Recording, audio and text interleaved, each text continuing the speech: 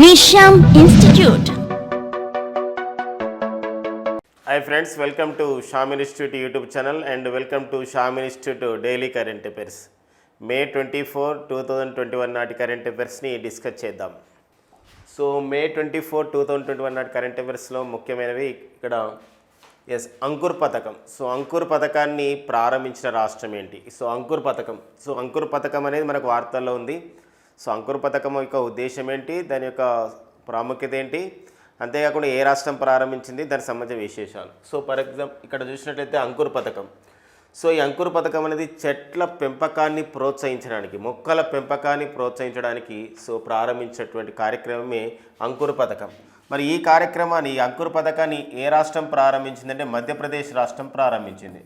So Madhya Pradesh రాష్ట్రం ప్రారంభించింది. So మొక్కల పెంపకం గురించి పర్యావరణ సంరక్షణ అనే ప్రధానమైన ఉద్దేశంతో ఎవరైతే ఈ యొక్క అంకుర్ పథకం ద్వారా ఇక్కడ ఒక ప్రభుత్వ సంస్థలు, దాంతోపాటుగా స్వచ్ఛంద సంస్థలు, వ్యక్తులు ఎవరైతే చెట్ల పెంపకం పైన, మొక్కల పెంపకం పైన కృషి చేస్తూ సో పర్యావరణయుతంగా ఆ విధంగా దాని భాగం అవుతారో వారికి ఈ అంకుర్ పథకంలో భాగంగా ప్రాణవాయు పురస్కారాన్ని కూడా అందజేస్తారు. ప్రాణవాయు పురస్కారాన్ని అది ఈ సంవత్సరమే ప్రారంభించారు.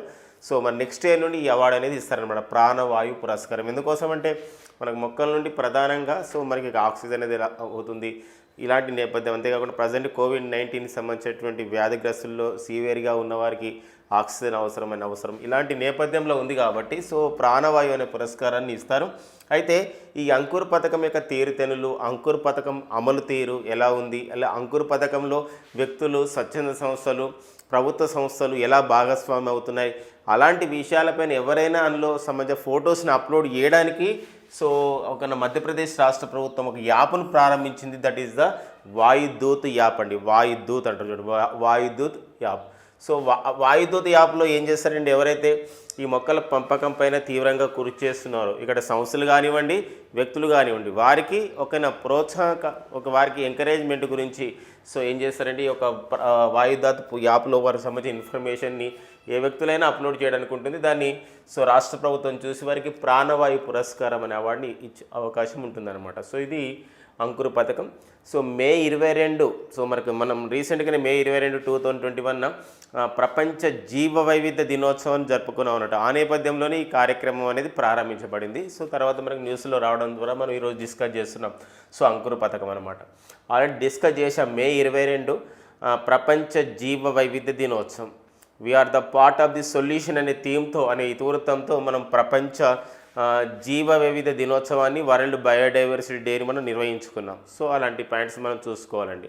అంతేకాకుండా మరో అంశం మనం ఇక్కడ ఈ సందర్భంగా డిస్కస్ చేసుకున్నట్లయితే సో తెలంగాణ రాష్ట్ర ప్రభుత్వం కూడా ఇదే రోజున ప్రపంచ జీవ వైవిధ్య దినోత్సవం రోజున సో ఇక్కడ జీవ వైవిధ్య రచ్చబండ లేదా బయోడైవర్సిటీ చౌపాల్ అనే పేరుతో కూడా ఒక కార్యక్రమాన్ని ప్రారంభించిందనమాట. సో అలాంటి నేపథ్యంలో ఇన్ఫర్మేషన్ని చూసుకోవాలండి, ఓకేనా.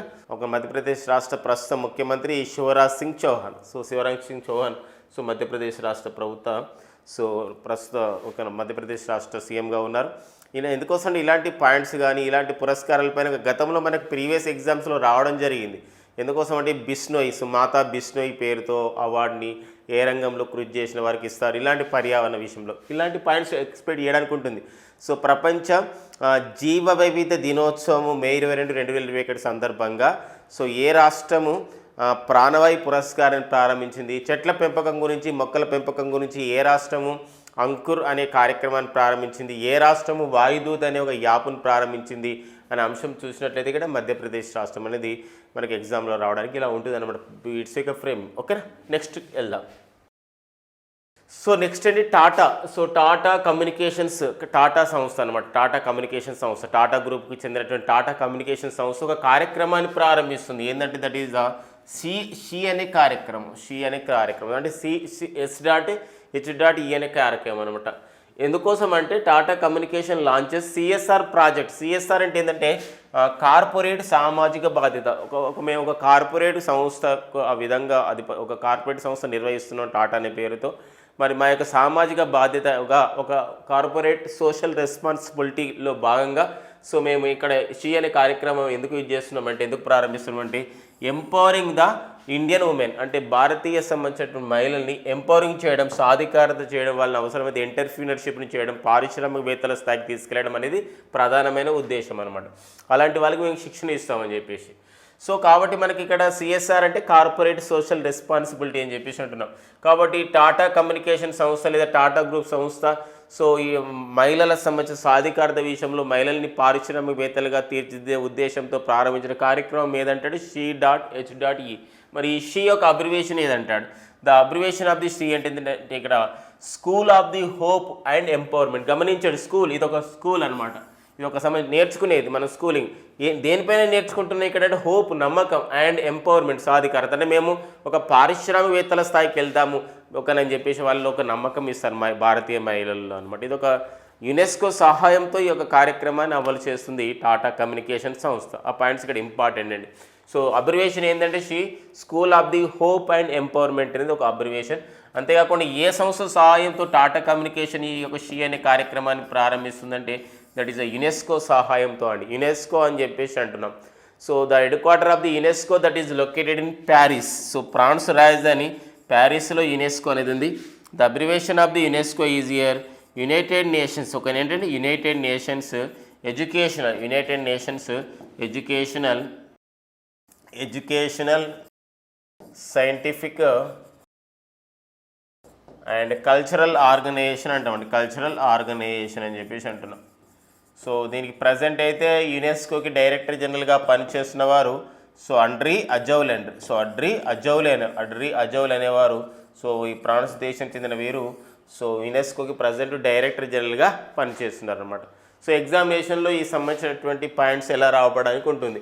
సో భారతదేశంలో భారతీయ మహిళల్ని పారిశ్రామికవేత్త స్థాయికి తీసుకెళ్లి సాధికారతని సాధించే ఉద్దేశంతో షీ అనే ఒక ప్రాజెక్ట్ని ఒక కార్పొరేట్ సోషల్ రెస్పాన్సిబిలిటీలో భాగంగా ప్రారంభించినటువంటి సంస్థ ఏదంటే ఇది టాటా కమ్యూనికేషన్ సంస్థ. లేదా టాటా కమ్యూనికేషన్ సంస్థ కార్పొరేట్ సామాజిక బాధ్యతలో భాగంగా లేదా కార్పొరేట్ సోషల్ రెస్పాన్సిబిలిటీలో భాగంగా షీ అనే కార్యక్రమాన్ని ప్రారంభించింది. దీనికి ఏ అంతర్జాతీయ సంస్థ దీనికి సపోర్ట్ ఇస్తుంది అంటే that is the UNESCO support ఇస్తుంది. అలాగా కొన్ని ఇలా కూడా రావడానికి ఉంటుంది. టాటా కమ్యూనికేషన్ సంస్థ కార్పొరేట్ సోషల్ రెస్పాన్సిబిలిటీలో భాగంగా యునెస్కో సహాయంతో షీ అనే కార్యక్రమాన్ని మహిళా సాధికారత, మహిళల్ని పారిశ్రామికవేత్తల స్థాయికి తీసుకెళ్లిన ఉద్దేశంతో షీ అనే కార్యక్రమాన్ని ప్రారంభించింది. The abbreviation of the she అన్నమాట. షీ స్టాండ్స్ ఫర్ ఏంటంటే that is the school of the hope and empowerment. దీనికి సంబంధించినటువంటి ఇంకా సైడ్ బిట్స్ మనకి ఏంటంటే సైడ్ ట్రాక్లో యునెస్కో హెడ్ క్వార్టర్ ఎక్కడ ఉంది? ప్యారిస్. అండ్ యునెస్కో సంబంధించినటువంటి ప్రజెంట్ డైరెక్టర్ జనరల్గా ఎవరు పనిచేస్తున్నారు? అడ్రీ అజౌలే. యునెస్కోకి డైరెక్టర్ జనరల్గా నియమితులైన సెకండ్ సంబంధించిన రెండవ మహిళ ఎవరంటే Audrey Azoulay. And the first woman who worked as a director general to UNESCO అంటే Irina Bokova. And the abbreviation of the UNESCO United Nations educational scientific and cultural Organization. ఓకేనండి, next పాయింట్కి వెళ్దాం. తర్వాత May 24 అండి. May 24 మనకి ఇది Commonwealth దినోత్సవంగా మనం జరుపుకుంటాం. కామన్వెల్త్ దినోత్సవం అని చెప్పేసి లేదా ఫౌండేషన్ చొగమ్ డేగా కూడా పిలుస్తారు. కామన్వెల్త్ కంట్రీస్ డేగా లేదా ఒక కామన్వెల్త్ దేశాల దినోత్సవంగా కామన్వెల్త్ దేశాలంట. బ్రిటిష్ పరిపాలించిన దేశాలని మనం మన కామన్వెల్త్ కంట్రీస్గా నిర్వహిస్తాం. ఇది Commonwealth heads of the government meeting అని చెప్పేసి అంటాం. ఈ సంస్థ ఏదైతే ఉందో 1931 May 24 ఏర్పాటు చేయబడింది లండన్ కేంద్రంగా. అందుకోసమే ప్రతి సంవత్సరం కూడా ఒక May 24 కామన్వెల్త్ దినోత్సవంగా మనం జరుపుకుంటాం.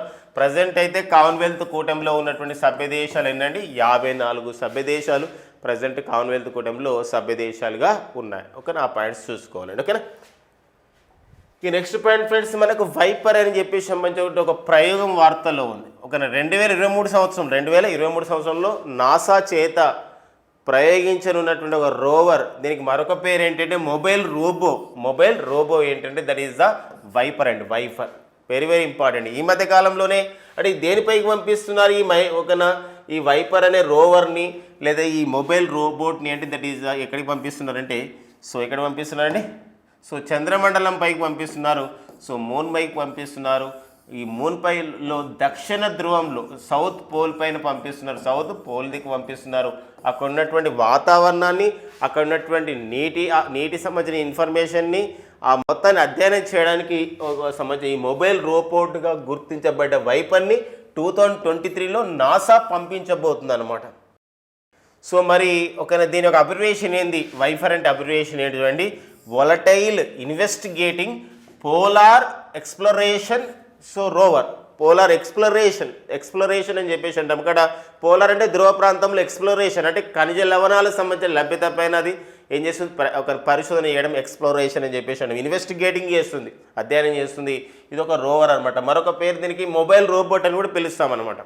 దీనికి వైపర్ అనే అర్థం, ఒక అబ్రివేషన్ ఇచ్చారు. అయితే ఇంకో గమనించండి ఫ్రెండ్స్, ఇక్కడ ఈ మధ్య కాలంలో మనకు నాసా చాలా రకాల వార్తల్లో ఉంది. సో రీసెంట్గా కూడా నాసా చేత అంగారక గ్రహం మీదకి ఇక్కడ పర్జెవరెన్స్ అని చెప్పేసి పర్జెవరెన్స్ అనే రోవర్ను పంపించారు. ఈ పర్జెవరెన్స్ అనే రోవర్లో ఇన్జెన్యూటీ అని చెప్పేసి ఒక హెలికాప్టర్ పంపించారు. ఇదే పర్జెవరెన్స్ రోవర్లో మ్యాక్సీ అని ఒక పరికరాన్ని పంపించారు. ఈ మ్యాక్సీ పరికరం ద్వారా అక్కడ ఆక్సిజన్ కూడా తయారు చేయబడింది అనమాట. సో ఇవన్నీ కూడా మనం ప్రీవియస్ క్లాసెస్లో డిస్కస్ చేయడం అనేది జరిగింది. సో ఇప్పుడున్నటువంటి ఈ పాయింట్స్ ఆధారంగా మనం క్వశ్చన్స్ ఎలా ఫ్రేమ్ చేసుకోవచ్చు. సో 2023లో నాసా చేత వైపర్ ప్రయోగం జరగబోతుంది. దీని సంబంధించిన ప్రయోగం అంటే దట్ ఈస్ ఒక చంద్రమండలం పైన దక్షిణ ధ్రువంలో ఉన్నటువంటి నీటి జాడల పైన ఖనిజ లవణాల అన్వేషణ పైన పంపిస్తున్నారు. సో మరి వైపర్ అంటే అబ్రివేషన్ ఏంటంటారు, volatile investigator polar exploration rover. NASA అంటే ఏంటంటే అమెరికా అంతరిక్ష పరిశోధన సంస్థనే నాసా. సో నాసా అంటే అబ్రివేషన్ ఏంటి ఫ్రెండ్స్ అంటే నేషనల్ ఏరోనాటిక్స్ స్పేస్ అడ్మినిస్ట్రేషన్ అంటామండి. 1958లో ఏర్పాటు చేశారు దీన్ని. 1958లో ఈ సంస్థను ఏర్పాటు చేయడం అనేది జరిగింది. సో మరి నేషనల్ ఏరోనాటిక్స్ స్పేస్ అడ్మినిస్ట్రేషన్ ప్రధాన కార్యాలయం అయితే వాషింగ్టన్ డీసీలో ఉంది.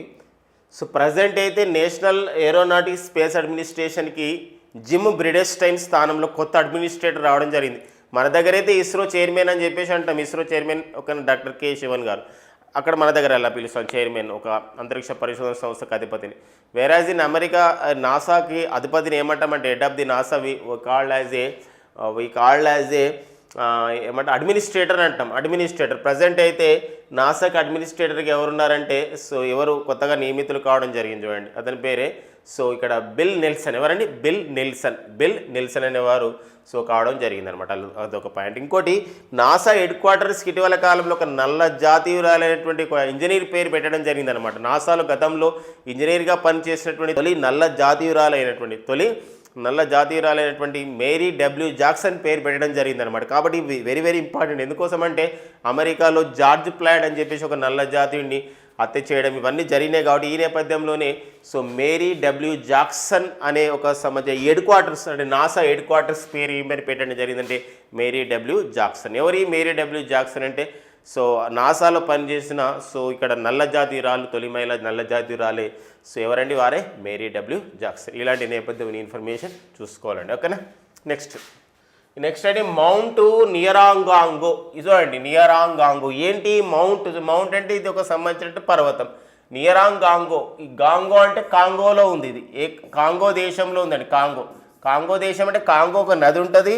And democratic republic of the Congo అని కూడా పిలుస్తాం, DRC, democratic republic of the Congo. మరి రిపబ్లిక్ ఆఫ్ కాంగో దేశంలో ఉన్నటువంటి ఈ అగ్నిపర్వతం మౌంట్ నియరాంగాంగో అనేది బద్దలు కావడం జరిగింది, ఎరప్ట్ కావడం అనేది జరిగింది అనమాట ఈ అగ్నిపర్వతం. అందుకోసం మనకు వాడుతుంది. మన కాంపిటేటివ్ ఎగ్జామ్లో ఓసారి అడుగుతున్నారు ఏంటంటే ఇటీవల కాలంలో ఒక ఎరప్ట్ అయిన బద్దలైనటువంటి ఈ అగ్నిపర్వతం ఏ దేశంలో ఉందని చెప్పేసి అడుగుతున్న సందర్భం ఉంటుంది. కాబట్టి ఆ పాయింట్ మౌంట్ నియరాంగాంగో ఇటీవల కాలంలో అగ్నిపర్వతం బద్దలైంది ఏ దేశంలో ఉందంటే democratic republic of the Congo దేశంలో ఉంది. మనం ఈజీగా గుర్తుపెట్టుకోవచ్చు. ఇది ఎలా అంటే గోంగో అని ఉంది, కానీ గోంగో ఎక్కడ ఉంది, కాంగోలో ఉంది. మౌంట్ నియరాంగాంగో. ఓకే. అవార్డ్స్ అండి ఇక్కడ. ఇక్కడ మనకి అంతర్జాతీయ హాకీ సమాఖ్య అంటే federation of the international hockey అని చెప్పేసి అంటాం. Federation of the international hockey అండి. Federation of international hockey. So మరి ఫెడరేషన్ ఆఫ్ ది ఇంటర్నేషనల్ హాకీకి ప్రజెంట్ అధ్యక్షుడిగా అయితే పనిచేస్తున్నవాడు మన భారతీయుడే. అతనే నరేందర్ బాత్రా లేదా నరేందర్ ధ్రువ పాత్ర అని చెప్పేసి అంటాం. సో మరి ఎఫ్ఐహెచ్ మన రీసెంట్ కూడా మనకు వార్తలో ఉంది. సో పిఆర్ శ్రీజేష్ ఎవరైతే ఉన్నారో పిఆర్ శ్రీజేష్ మన భారత హాకీ ఇండియా సంబంధించినటువంటి హాకీ టీంకి గోల్ కీపర్గా ఉన్నటువంటి పిఆర్ శ్రీజేష్ ఒక అంతర్జాతీయ హాకీ సమాఖ్యలో అథ్లెటిక్స్ కమిటీలో సభ్యుడిగా నియమితులు కావడం అనేది జరిగింది. అయితే ఎవరైతే ప్రపంచంలో ఏ దేశాలు ఉన్నాయో హాకీ టీంలు ఉన్నాయో హాకీ సమాఖ్యలు ఉన్నాయో ఈ హాకీ సమాఖ్య హాకీ అభివృద్ధికి విశేషమైన కృషి చేసిన వాళ్ళకి సో ప్రతి 2 సంవత్సరాలకు ఒకసారి federation of the international hockey వారు అంతర్జాతీయ హాకీ సమాఖ్య వాళ్ళు ఎటనీ గ్లిచిత్ అవార్డుని ఇస్తుంది. 2021 సంవత్సరానికి ఈ అవార్డుని ఎవరికి ఇవ్వడం జరిగిందంటే సో మన భారత హాకీ సమాఖ్యకి ఇవ్వడం జరిగింది. మన భారత హాకీ సమాఖ్యని ఏమంటామంటే హాకీ ఇండియా అంటాం. దీనికి అధ్యక్షుడిగా ఉన్నవారు ఎవరంటే జ్ఞానేంద్ర నింగోబం. జ్ఞానేంద్ర నింగోబం అండి. సో ఈ పాయింట్స్ ఎలా రావడానికి ఉంటుంది ఎగ్జామినేషన్లో చూడండి. సో ఎటనీ గ్లిచిత్ అవార్డు ఏ రంగంలో కృషి చేసినటువంటి అవార్డు ఏ రంగంలో ఇస్తారంటే ఇది క్రీడారంగంలో ఏ క్రీడ అంటే హాకీ క్రీడలో కృషి చేసిన వారికి హాకీ సమాఖ్యలకు ఇస్తారు. రెండు సంవత్సరాలకు ఒకసారి ఇస్తారు, 2 ఇయర్స్కి ఒకసారి ఇస్తారు. ఈసారి ఎవరికి ఇచ్చారు 2021 అంటే హాకీ ఇండియాకి ఇచ్చారనమాట. హాకీ ఇండియా అధ్యక్షుడు ఎవరంటే జ్ఞానేంద్ర నింగోబం. సో ఇటీవల కాలంలో అంతర్జాతీయ హాకీ సమాఖ్యలో అథ్లెటిక్స్ కమిటీలో సో సభ్యుడిగా నియమితులైనటువంటి రెండోసారి సభ్యుడిగా నియమితులైన మన భారత హాకీ గోల్ కీపర్ ఎవరు అంటే hockey team goal keeper PR Sreejesh అండి. అలా పాయింట్స్ మనం చూసుకోవాలండి. అలా కాకుండా ఎఫ్ఐహెచ్ మరి అంతర్జాతీయ హాకీ సమాఖ్య ప్రధాన కార్యాలయం ఎక్కడుంది అంటాడు అది స్విట్జర్లాండ్లోని లౌసానే నగరంలో ఉంది. మరి అంతర్జాతీయ హాకీ సమాఖ్య ప్రజెంట్ అధ్యక్షుడు ఎవరంటే మన భారతీయుడే నరేందర్ ధ్రువ్ పాత్ర. ఇక నెక్స్ట్ అండి సుశీల్ కుమార్. సో గొప్ప క్రీడాకారుడండి, మనందరూ కూడా తెలుసు. ఏం తెలుసు సుశీల్ కుమార్ గారి గురించి అంటే ఒలింపిక్ క్రీడల్లో వ్యక్తిగత విభాగంలో 2 పథకాలు సాధించినటువంటి ఏకైక భారతీయుడు ఎవరంటే సుశీల్ కుమార్ అండి.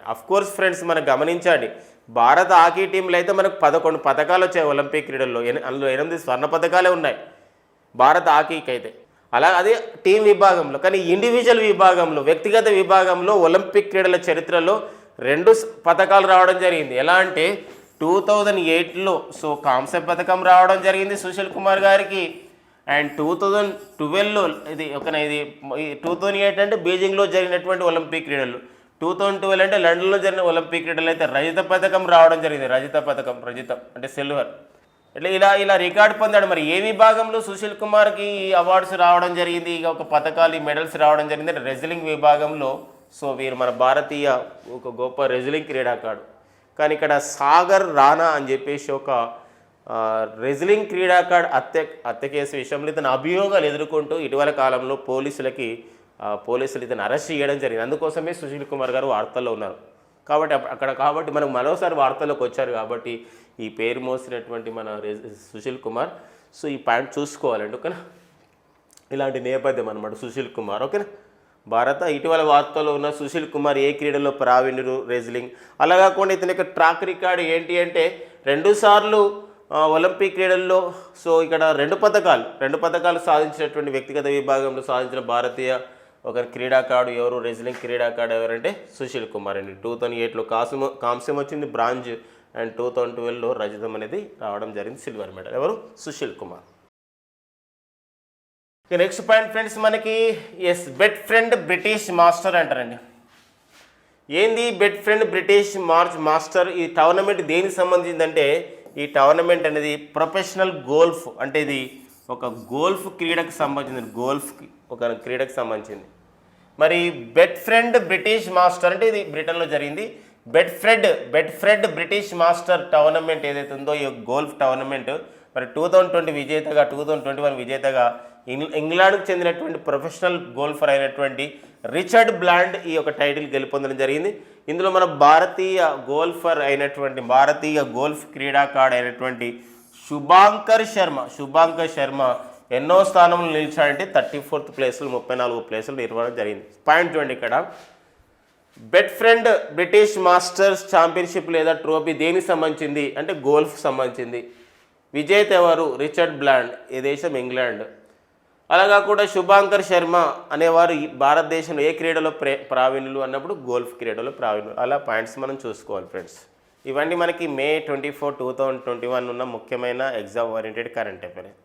సో మరి షామ్ ఇన్స్టిట్యూట్ అందిస్తున్నటువంటి ఈ కరెంట్ అఫైర్స్ ఇన్ఫర్మేషన్తో పాటు మన షామ్ ఇన్స్టిట్యూట్ మొబైల్ యాప్లో డైలీ కరెంట్ అఫైర్స్ క్విజ్ కూడా పొందుపరుస్తున్నారు తెలుగు అండ్ ఇంగ్లీష్ మీడియంలో. అది కూడా ప్రాక్టీస్ చేసేందుకు ఉపయోగపడుతుంది. అది కూడా మీరు ఒక ప్రాక్టీస్కి ఉపయోగించుకోవచ్చు. అంతేకాకుండా మన షామ్ ఇన్స్టిట్యూట్ గౌరవ డైరెక్టర్ సార్ అయినటువంటి శ్యామ్ సార్ గారి యొక్క వినూత్నమైన ఆలోచనతో ప్రతి మండే రోజున మన షామ్ ఇన్స్టిట్యూట్ టెలిగ్రామ్ యాప్లో ఈ 1 వీక్ జరిగినటువంటి మొత్తం కరెంట్ అఫైర్స్లో ముఖ్యమైన అప్డేట్స్ని మొత్తం కూడా అందులో ఫ్రీ ఆఫ్ కాస్ట్గా ఉచితంగా పీడిఎఫ్ రూపంలో పొందుపరుస్తున్నారు. దీన్ని కూడా యూజ్ చేసుకోండి ఫ్రెండ్స్. చాలా మనకి ఎగ్జామ్ ఓరియంటెడ్ ఇన్ఫర్మేషన్ అందులో వస్తుంది అనమాట. ఈ 1 వీక్ సంబంధించి ప్రతి మండే అది షామ్ ఇన్స్టిట్యూట్ టెలిగ్రామ్ యాప్లో అవైలబుల్గా ఉంటుంది. ఓకేనా. మరి షామ్ ఇన్స్టిట్యూట్ అందిస్తున్నటువంటి offline, online and test series batches గురించి, షామ్ ఇన్స్టిట్యూట్ అందిస్తున్న డైలీ కరెంట్ అఫైర్స్ గురించి please subscribe our Shyam institute YouTube channel అండి. Thank you friends and all the best.